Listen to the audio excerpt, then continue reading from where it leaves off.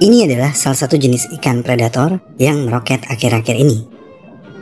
Mereka berwajah mengerikan, tetapi memiliki pola atau pewarnaan tubuh yang cantik. Dan kombinasi keduanya menjadikan mereka ikan yang unik, sehingga banyak pehobi yang tertarik dengan predator yang buas namun cantik ini, dan memelihara mereka sebagai ikan hias.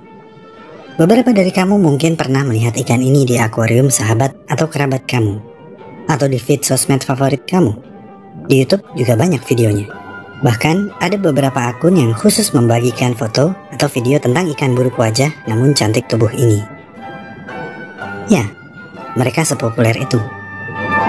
Saya sempat menduga kalau ikan ini bisa aja mengalahkan booming betta fish atau ikan cupang yang mulai mereda. Saya nggak bilang kalau mereka lebih cantik dari ikan cupang, tapi ikan ini punya faktor tidak biasa yang membuat mereka unik. Tapi entahlah, mungkin saya salah. Oke, dalam video kali ini, mari kita sama-sama cari tahu tentang ikan predator air tawar berkepala ular, snakeheads, yang berasal dari genus Channa.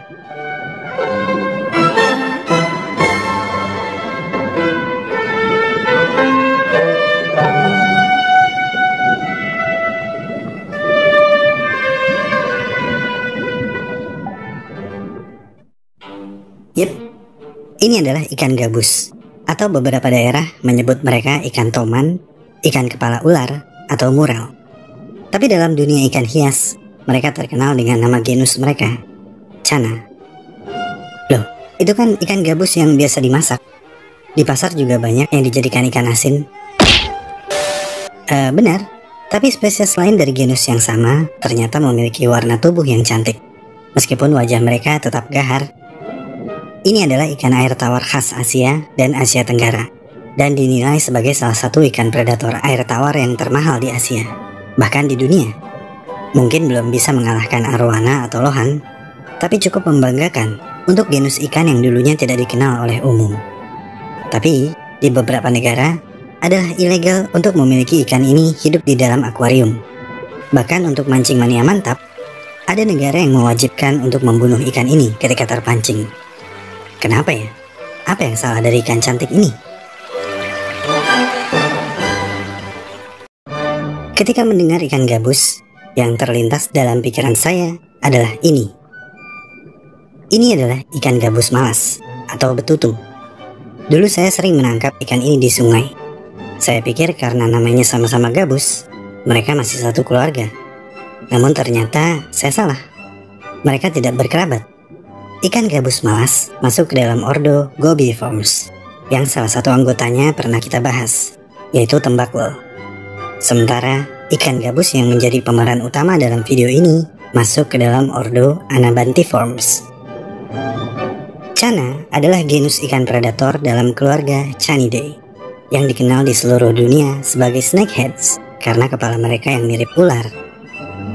Sebagai predator, makanan dari berbagai spesies Channa termasuk ikan, katak, ular, tikus, burung, dan invertebrata seperti serangga dan krustasea.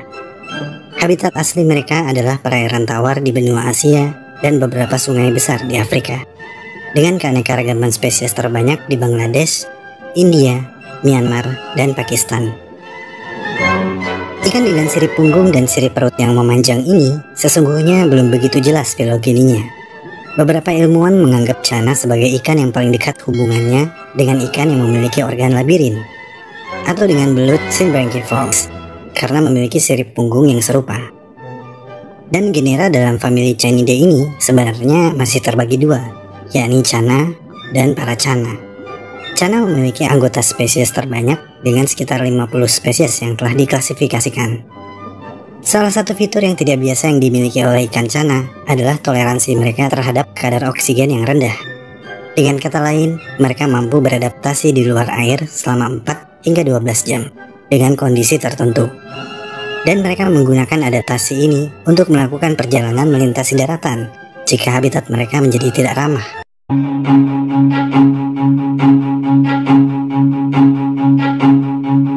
Run.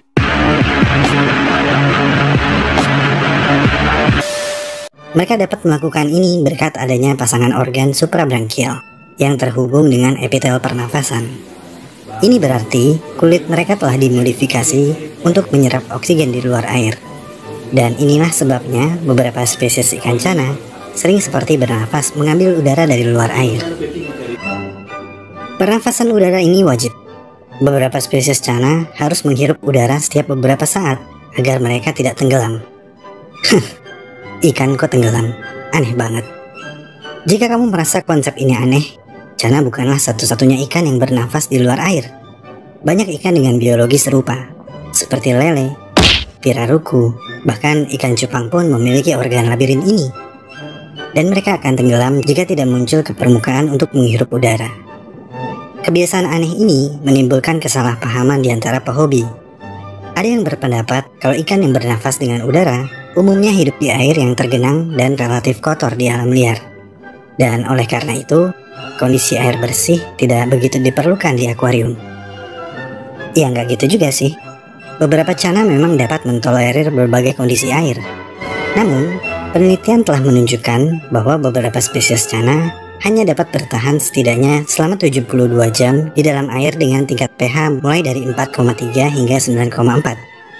Ikan memiliki pH darah rata-rata 7,4, sehingga air kolam dengan pH terbaik harus mendekati 7,4. Ikan dapat menjadi stres di dalam air dengan pH yang berkisar antara 4 hingga 6,5 dan 9 hingga 11. Di dalam akuarium, mereka bukan tipe ikan yang perlu dekorasi yang bagus, karena mereka kerap melakukan gerakan tiba-tiba yang bisa saja menghancurkan dekorasi atau justru melukai diri mereka sendiri. Jadi biasanya pehobi hanya menempatkan pasir saja dan satu benda untuk mereka bersembunyi. Mereka bukan perenang yang aktif dan biasanya melayang-layang di tengah air atau beristirahat di dasar.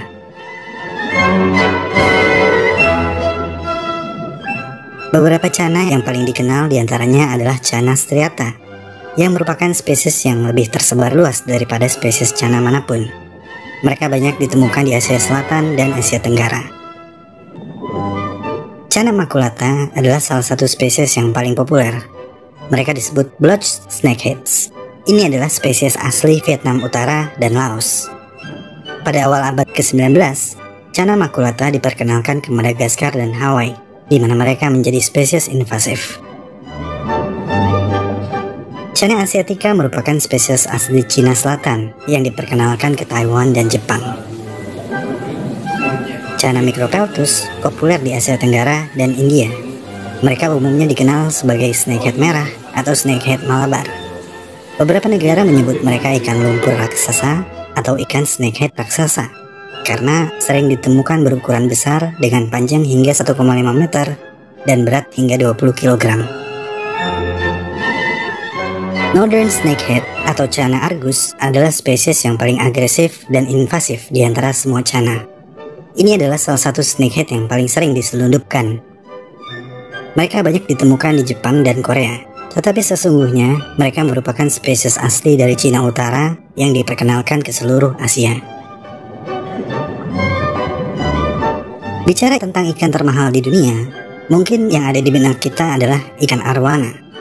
Tapi ada satu nama yang bisa menyaingi ikan arwana, yaitu cana barca. Harganya yang mahal membuat ikan ini terkesan eksotis dan eksklusif. Rona warna ikan cana barca ini sungguh menawan. Tubuhnya didominasi oleh warna biru hijau dengan titik-titik hitam yang membentuk pola tertentu. Sirip atas berwarna oranye pucat, sedangkan sirip bawah berwarna biru kehijauan. Sirip dada yang dihiasi garis-garis hitam di ujungnya melengkapi keindahan tubuh ikan predator ini.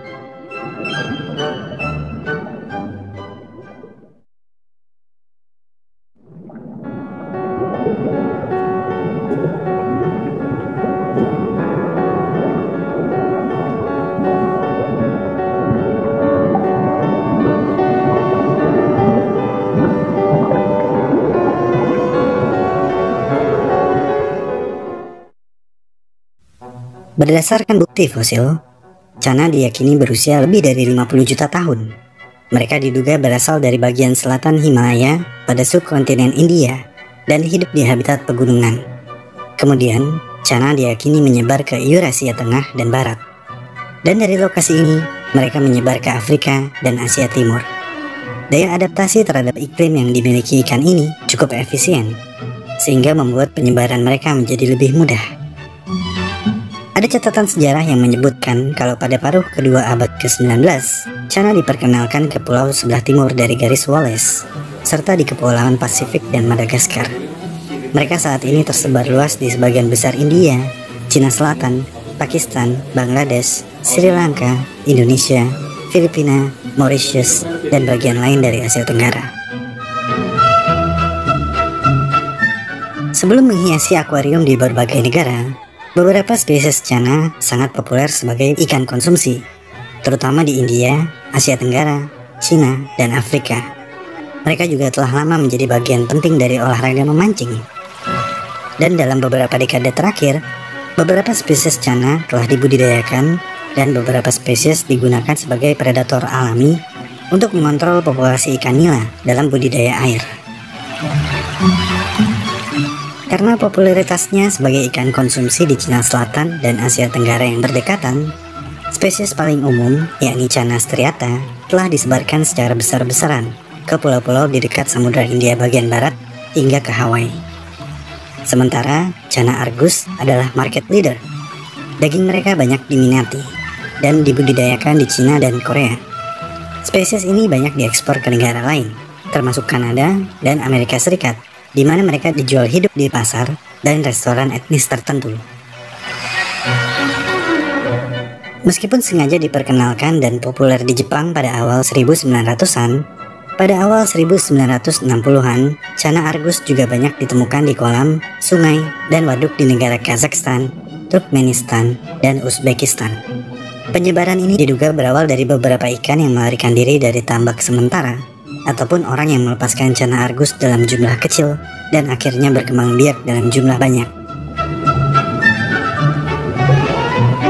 Spesies lain yang menjadi ikan konsumsi antara lain adalah Cana asiatica, Cana maculata, Cana punctata, dan Cana maurelius. Pada awal 2000-an, spesies Cana ini juga kerap ditemukan dalam perdagangan makanan hidup dan sebagai ikan hias di akuarium. Pelan tapi pasti, Cana mulai populer sebagai ikan hias yang eksotik. Spesies Cana yang digunakan dalam perdagangan ikan akuarium mencakup beberapa spesies kecil dan berwarna cerah. Mereka mulai mendapatkan tempat di kalangan pehobi di Jepang dan Eropa. Pada tahun 2004, beberapa spesies yang dipasarkan di Kanada mulai merambah Amerika Serikat, yang beberapa negara bagiannya menetapkan Cana sebagai ikan ilegal. Namun, para pehobi dan importir tetap dapat melakukan transaksi melalui berbagai situs di internet. Karena sifatnya yang sangat predator, Cana pada saat itu tidak memiliki banyak penggemar di Amerika Serikat, yang biasanya membeli ikan hias untuk digabungkan bersama ikan lain.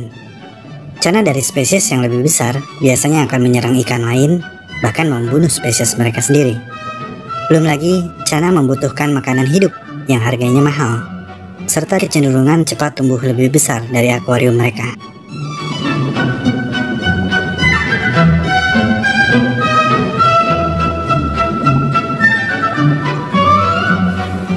Inilah yang menjadi penyebab umum pelepasan Cana peliharaan di berbagai negara. Pemilik menduga memberikan kesempatan hidup yang lebih baik bagi Cana daripada di akuarium mereka yang sempit, tanpa memikirkan nasib binatang lain di dalam ekosistem yang sama. Akibatnya, pertumbuhan Cana melesat cepat dan mengancam kehidupan binatang endemik, baik karena persaingan dalam pencarian sumber daya ataupun rantai makanan yang tiba-tiba berubah.